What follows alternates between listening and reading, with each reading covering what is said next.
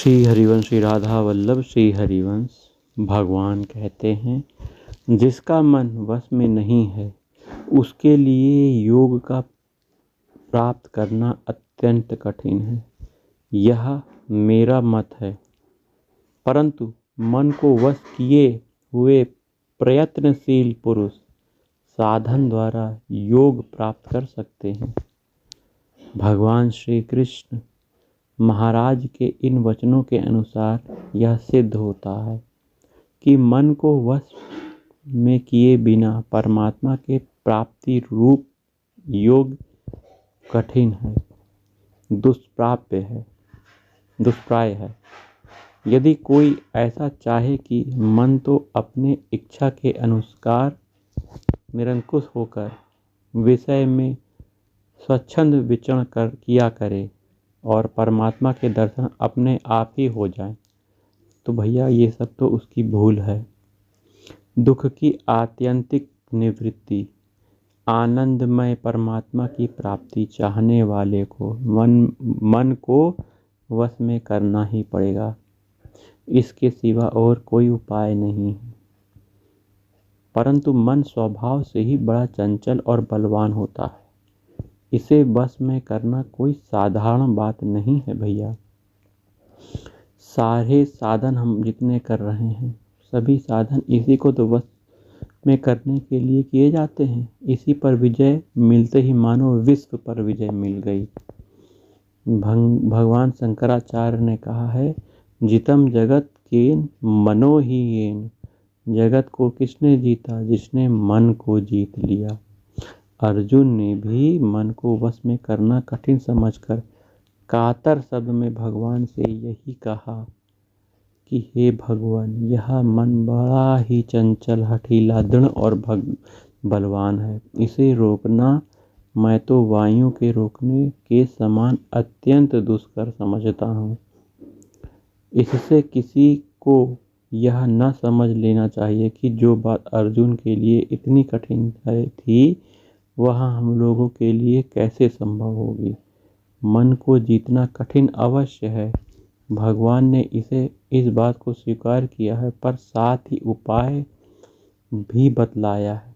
भगवान कहते हैं, गीता में कहते हैं, गीता के श्लोक 35 है और पाठ अध्याय 6 है। उसमें भगवान ने कहा है कि हे अर्जुन, इसमें कोई संदेह नहीं है कि इस चंचल मन का निग्रह करना बहुत कठिन है। निग्रह अर्थात कंट्रोल करना। परंतु अभ्यास और वैराग्य से यह मन वश में हो सकता है। इससे यह सिद्ध हो गया कि मन को वश में करना भले ही कठिन हो, पर असंभव नहीं है। इसको वश में किए बिना दुख से कोई नहीं छूट सकता। अतः इसे वश में करना ही चाहिए। इसके लिए सबसे पहले इसका साधारण स्वरूप और स्वभाव जानने की आवश्यकता है। तो मन का स्वरूप हम जान ले क्या है। तो मन क्या पदार्थ है? यह आत्मा और अनात्म पदार्थ के बीच रहने वाली एक विलक्षण वस्तु है। यह स्वयं अनात्म और जड़ है, किंतु यह बंध और मोक्ष इसी के अधीन है। मतलब बंधन और मोक्ष इसी के अधीन है। कैसे? क्योंकि मन भगवान के चरणों में लग गया। अंत काल में, जीवन का जब अंत काल होगा, शरीर छोड़ते समय मन भगवान के चिंतन में लग गया तो परमात्मा की प्राप्ति हो जाएगी। यदि संसार के चिंतन में लग गया तो ये बंधन का कारण बन जाएगा। मन एवं मनुष्याणाम कारणम बंध मोक्षयो। बस मन ही जगत है, मन नहीं तो जगत नहीं। मन विकारी है, इसका कार्य संकल्प विकल्प करना है। यह जिस पदार्थ को भली भांति ग्रहण करता है स्वयं भी तदाकार बन जाता है। यह राग के साथ ही चलता है। सारे अनर्थों की उत्पत्ति राग से होती। राग न हो तो मन प्रपंचों की ओर जाए ही ना। किसी भी विषय में गुण और सौंदर्य देखकर उसमें राग होता है। इसी से मन उस विषय में प्रवृत्त होता है। परंतु जिस विषय में इसे दुख और दोष दिख जाए तो उससे उसका द्वेष भी हो जाता है, फिर यह उसमें प्रवृत्त नहीं होता। यदि कभी भूल कर प्रवृत्त भी हो जाता तो उसमें अवगुण देकर द्वेष से तत्काल लौट आता है। वास्तव में द्वेष वाले विषय में भी इसकी प्रवृत्ति राग से ही होती है। साधारणतः यही मन का स्वरूप और स्वभाव है। अब सोचना यह है कि यह वश में क्यों कर हो। इसके लिए भगवान ने बतला दिया कि अभ्यास और वैराग्य, यही उपाय योग दर्शन में महर्षि पतंजलि ने बताया है। अभ्यास वैराग्य या भ्याम तन निरोधा, अभ्यास वैराग से ही चित्त का निरोध होता है। अतः अब इसी अभ्यास और वैराग्य पर विचार करना है हम लोगों को। तो भोगों में वैराग्य, जब तक संसार की वस्तुएं सुंदर और सुखप्रद मालूम होती हैं तभी तक मन और उसमें जाता है। यदि यही सब पदार्थ दोषयुक्त दुखप्रद दिखने लगें जैसे वास्तव में ये ही हैं, तो मन कदापि इनमें नहीं लगेगा। यदि कभी इनकी ओर गया भी तो उसी समय वापस लौट आएगा। इसलिए संसार के सारे पदार्थ, चाहे वह इहलौकिक हों या पारलौकिक हों, दुख और दोष की प्रत्यक्ष भावना करनी चाहिए। ऐसा दृढ़ प्रत्यय हम लोग को करना है कि इन पदार्थों में केवल दुख ही भरा है। सुख दिखने वाली वस्तु में ही मन लगता है। यदि यह रमणीयता या सुख रूपता विषयों से हटकर परमात्मा में दिखाई देने लगे जैसे ये वास्तव में है, तो यही मन तुरंत विषयों से हटकर परमात्मा में लग जाए। यही वैराग्य का साधन है। वैराग्य ही मन जीतने का एक उत्तम उपाय है। सच्चा वैराग्य तो संसार के इस दिखने वाले स्वरूप का सर्वथा अभाव और उसकी जगह परमात्मा का नित्य भाव प्रतीत होने में है। परंतु आरंभ में नए साधक का मन वश करने के लिए इस लोक और परलोक के समस्त पदार्थों में दोष और दुख देखना चाहिए, जिससे मन का अनुराग उनसे हटे। गीता में भगवान ने अध्याय 13 श्लोक संख्या 8 में कहा है, भगवान कहते हैं कि इस लोक और परलोक के समस्त भोगों में वैराग्य, अहंकार का त्याग, इस शरीर में जन्म मृत्यु बुढ़ापा रोग आदि दुख और दोष देखने चाहिए। इस प्रकार वैराग्य की भावना से मन वश में हो सकता है। यह तो वैराग्य का संक्षिप्त साधन हुआ, और कुछ अभ्यास पर भी हमको विचार करना चाहिए। मन को वश में करने के लिए नियम की बहुत बड़ी सहायता मिलती है। सारे काम ठीक समय पर नियम से होने चाहिए। प्रातःकाल बिछौने से उठकर रात को सोने तक दिन भर के कार्यों की एक ऐसी नियमित दिनचर्या बना लेनी चाहिए जिससे जिस समय जो कार्य करना हो मन अपने आप स्वभाव से ही उस कार्य में लग जाए। संसार साधन में तो नियम से कार्य करने में लाभ होता ही है, परमार्थ में भी इससे बड़ा लाभ होता है। अपने जिस इष्ट स्वरूप के ध्यान के लिए प्रतिदिन जिस स्थान पर, जिस आसन से जिस समय और जितना समय बैठा जाए, उसमें किसी दिन भी कोई व्यतिक्रम मतलब घटावा न करा जाए। 5 मिनट का भी नियमित ध्यान अनियमित अधिक समय के ध्यान से उत्तम। आज 10 मिनट बैठे, कल आधा घंटा बैठे, परसों बिल्कुल नहीं बैठे। इस प्रकार के साधन से साधक को सिद्धि कठिनता से मिलती है। जब 5 मिनट का ध्यान नियम से होने लगे तब 10 मिनट का करें, परंतु 10 मिनट का करने के बाद किसी दिन 9 मिनट ना होने चाहिए। इसी प्रकार स्थान, आपका आसन, समय, इष्ट और मंत्र का बार बार परिवर्तन नहीं करना चाहिए। इस तरह की नियमावली से मन स्थिर होता है। नियमों का पालन खाने पीने, पहनने में, सोने में, व्यवहार करने में, सभी साधनों में होना चाहिए। नियम अपने अवस्था के अनुकूल शास्त्र सम्मत बना लेना चाहिए। अपनी मन की क्रियाओं पर भी विचार करना चाहिए।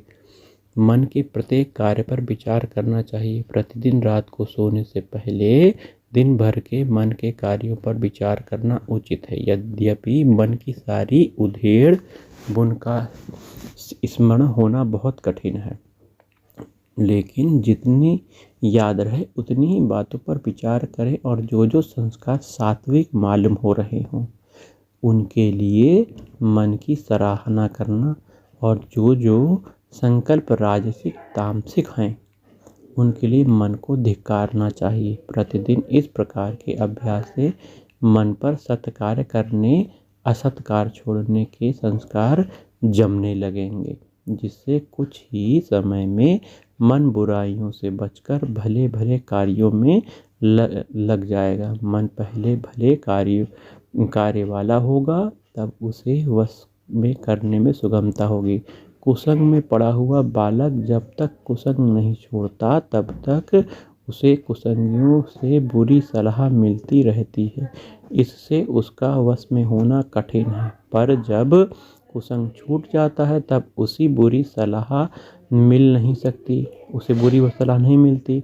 दिन रात घर में उसको माता पिता के सदुपदेश प्राप्त होते रहते हैं। वह भली भली बातें सुनता है, तब फिर उसके सुधर कर माता पिता के आज्ञाकारी होने में देर नहीं लगती है। इसी तरह यदि विषय चिंतन करने वाले मन को कोई एक साथ ही सर्वथा विषय रहित करना चाहे तो वह नहीं कर सकता। पहले मन को बुरे चिंतन से बचाना चाहिए। जब वह परमात्मा संबंधी शुभ चिंतन करने लगेगा तब उसको वश में करने में कोई कठिनाई नहीं होगी। मन के कहने में नहीं चलना चाहिए।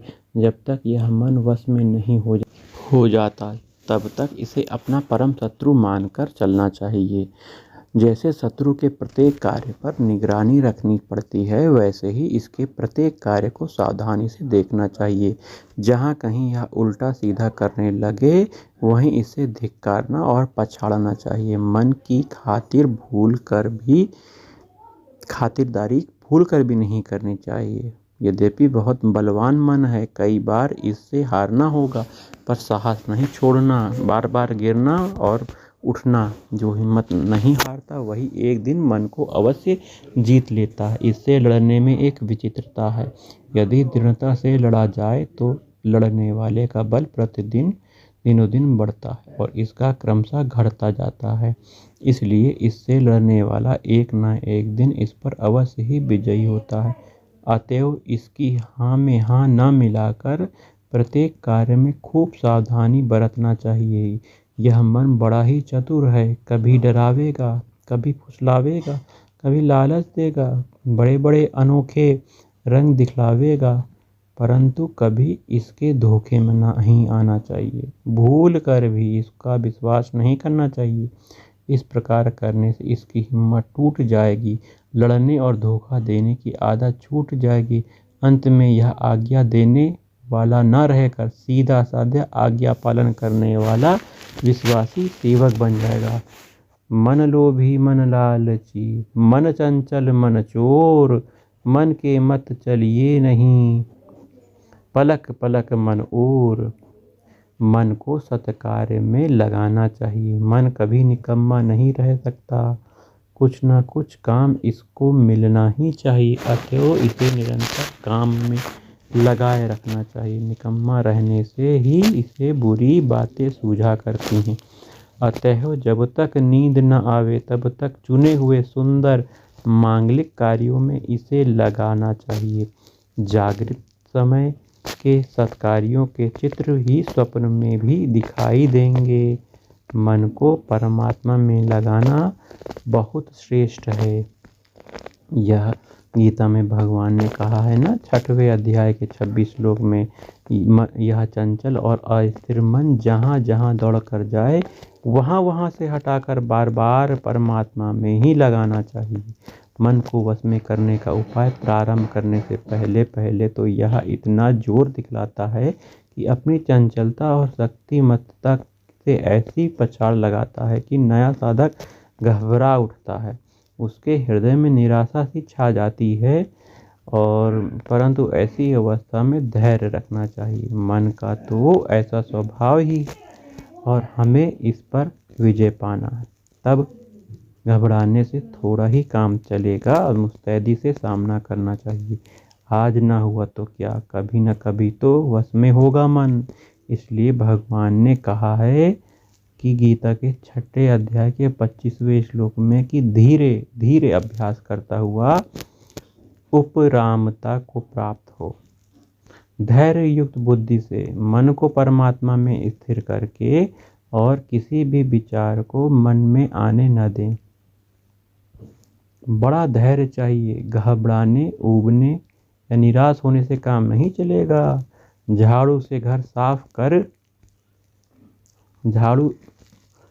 साफ कर लेने पर भी जैसे धूल जमी हुई दिख पड़ती है, उसी प्रकार मन को संस्कारों से रहित करते समय यदि मन और भी स्थिर या अपरिच्छिन्न दिखे और भी गंदा दिखे तो इसमें कोई आश्चर्य की बात नहीं है, पर इससे डरकर झाड़ू लगाना बंद नहीं करना चाहिए। इस प्रकार की दृढ़ प्रतिज्ञा कर लेनी चाहिए कि किसी प्रकार का भी गलत चिंतन, मिथ्या संकल्प को मन में नहीं आने देना चाहिए। बड़ी चेष्टा, बड़ी दृढ़ता रखने पर भी मन साधक की चेष्टाओं को कई बार व्यर्थ कर देता है। साधक तो समझता है कि मैं ध्यान कर रहा हूँ, पर मन देवता संकल्प विकल्पों की पूजा में लग जाता है। जब साधक मन की ओर देखता है तो उसे आश्चर्य होता है कि यह क्या हुआ, इतने नए नए संकल्प जिनकी भावना भी नहीं की गई थी कहाँ से आ गए। यह होती है कि साधक जब मन को निर्विषय करना चाहता है तब संसार के नित्य अभ्यस्त विषयों से मन को फुर्सत मिल जाती है। उधर परमात्मा में लगने का इस समय तक उसे पूरा अभ्यास तो है नहीं, इसलिए फुर्सत पाते ही वह उन पुराने दृश्यों, सिनेमा के फिल्मों की भांति क्षण क्षण एक के बाद एक उलटने लग जाता है। इसी से उस समय ऐसे संकल्प मन में उठते हुए मालूम होते हैं जो संसार का काम करते समय याद भी नहीं आते थे। मन की ऐसी प्रबलता को देखकर साधक स्तंभित रह जाता है, पर कोई चिंता नहीं। जब अभ्यास का बल बढ़ेगा तब वह संसार से फुर्सत मिलते ही तुरंत परमात्मा में लग जाएगा। अभ्यास दृढ़ होने पर यह परमात्मा के ध्यान से हटाए जाने पर भी न हटेगा।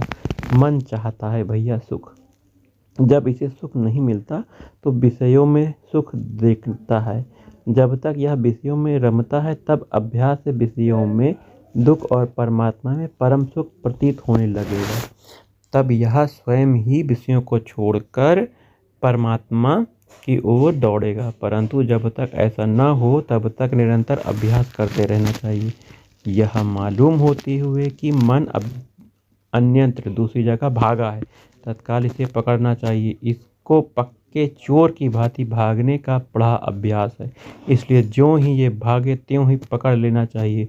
जिस कारण से मन सांसारिक पदार्थों में विचरे उससे रोकर परमात्मा में स्थिर करे। मन पर ऐसा पहरा बैठा दे कि यह भाग ही न सके। यदि किसी प्रकार भी न माने तो फिर इसे भागने की पूरी स्वतंत्रता दे दी जाए, परंतु यह जहाँ जाए वहीं पर परमात्मा की भाव की जाए, वहीं पर इसे परमात्मा के स्वरूप में लगाया जाए। इस उपाय से भी मन स्थिर हो जाता है। वहीं योग दर्शन में महर्षि पतंजलि ने कहा है कि चित्त का विक्षेप दूर करने के लिए 5 तत्वों में से किसी एक तत्व का अभ्यास करना चाहिए। एक तत्व के अभ्यास का अर्थ ऐसा भी हो सकता है कि किसी एक वस्तु या किसी मूर्ति विशेष की तरफ एक दृष्टि देखते रहना। जब तक आंखों की पलक न पड़े, आंखें में जल न आ जाए, पानी न आ जाए, मतलब तब तक उसी एक ही चिन्ह की तरफ देखते रहना चाहिए। चिन्ह धीरे धीरे छोटा करते रहना चाहिए। अंत में उसे चिन्ह को बिल्कुल ही हटा देना चाहिए। दृष्टि स्थिरा यत्र विनावलोकनम, अवलोकन न करने पर दृष्टि स्थिर रहे। ऐसा हो जाने पर चित्त विक्षेप नहीं रहता। इस प्रकार प्रतिदिन आधा घंटे भी अभ्यास किया जाए तो मन के स्थिर होने में अच्छी सफलता प्राप्त होती है। इसी प्रकार दोनों भ्रुओं के बीच दृष्टि जमा कर तब तक आंखों में जल न आ जाए तब तक देखते रहने का अभ्यास करना चाहिए। इससे भी मन स्थिर होता है। राधा वल्लभ श्री हरिवंश। इसे त्राटक